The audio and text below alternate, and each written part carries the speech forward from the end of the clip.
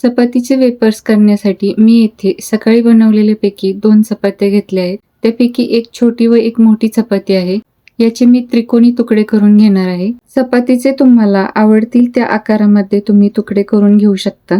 अशा पद्धतीने चपात्या मी चाकूने कट करून घेतले आहेत. हे अशा प्रकारे चाकूने मी सर्व चपात्यांचे एकसारखे त्रिकोणी तुकडे करून घेतले आहेत.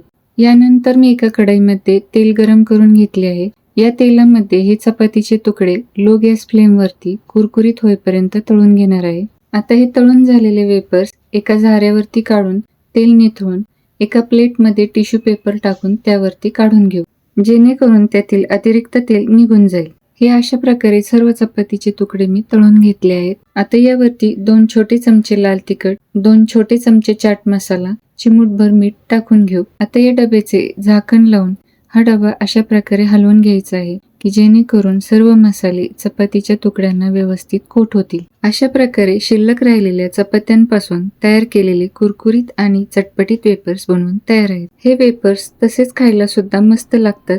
तसेच गरमागरम चहा किंवा थंड दह्यासोबत देखील हे तुम्ही खाऊ शकता. हा व्हिडिओ जर तुम्हाला आवडला असेल तर व्हिडिओला लाईक व चॅनलला सबस्क्राईब नक्की करा.